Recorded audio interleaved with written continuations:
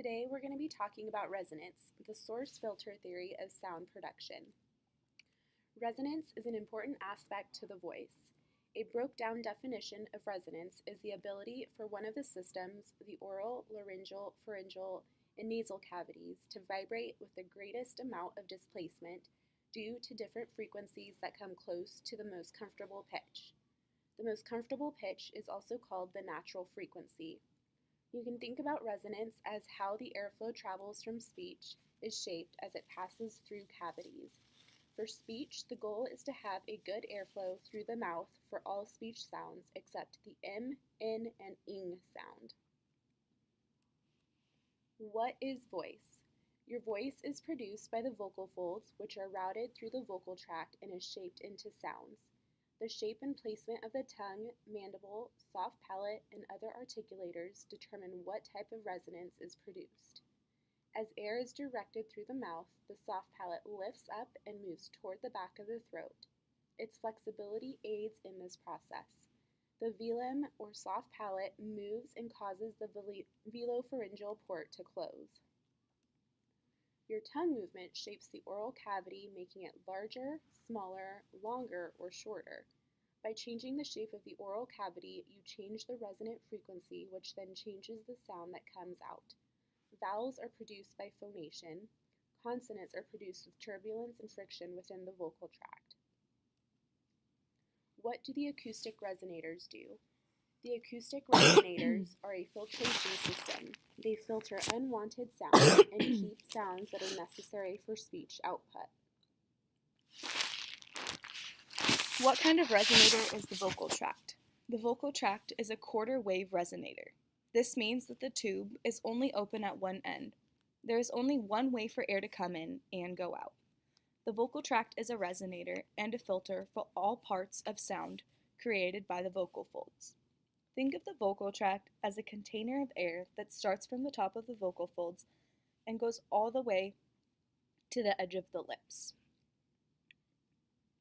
What is valving?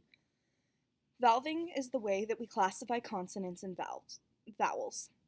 The vocal tract is composed of 4 valving tracts: the labial valve, which is the lips and teeth, the lingual valve, which is constricting of the tongue, the velopharyngeal valve, which is the velum, posterior and lateral pharyngeal walls, and the laryngeal valve, which is the vocal folds. This diagram shows all of the valves of the vocal tract. What are formants? Formants are the pitches that are produced, can vary depending on the size and shape of the opening. The pitches are the formants, which come from the vocal tract. When changing the size and shape of the vocal tract, you can change the formant. Formants filter the original sound source. What is the source filter theory? The source filter theory is a mechanism where we explain how sound is made within our vocal tract as it goes through a series of filtration systems. The 3 filtration systems are source, which is the phonation, which is the input spectrum, filter, which is the resonator, which is the frequency response curve, and speech is what we hear, which is the output spectrum. There are 3 components of the source filter theory. Source filtration is the first one, which represents the isolated sound at the glottis before passing through any filters.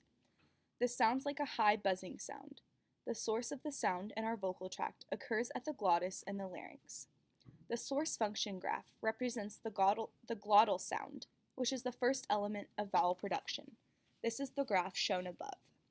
This also indicates the fundamental frequency, which has the greatest amplitude of sound and occurs at the glottis.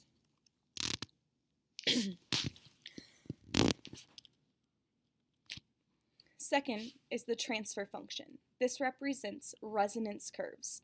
It also represents the filtering as a sound goes through various resonating chambers and filters. And it also represents the greatest peaks at various different hertz. This is represented by the graph above. The third is the frequency response. This represents the output function, being the lips for various sounds, And when you take a deeper look, this graph represents the glottal sound after it crosses through each one of these cavities. This combines the glottal sound for each cavity with the resonance representing an output function. The graph to the left corresponds. A male vowel sound, E. A male's vocal tract is about 17 centimeters long. Formant 1 is 270 Hz, represents the sound resonating by the pharynx. Formant 2, which is 2,290 Hz, represents the sound as it resonates through the oral cavity. Formant 3 is 3,310 Hz, represents the sound in terms of constriction, always the lowest in frequency. The E vowel is a high front vowel. The nasal cavity and soft palate are closed when producing the E sound, while the back of the tongue is raised and the front of the tongue is touching the back of the lower teeth. E is not a rounded vowel. This graph represents all three. The nasal M. When producing the M sound, the nasal cavity and soft palate are open while the oral cavity is closed. Amplitude is lower in nasal phonemes. The sound resonates through the nasal cavity in order to produce the M sound. These diagrams show where your articulators are placed when producing the nasal M sound.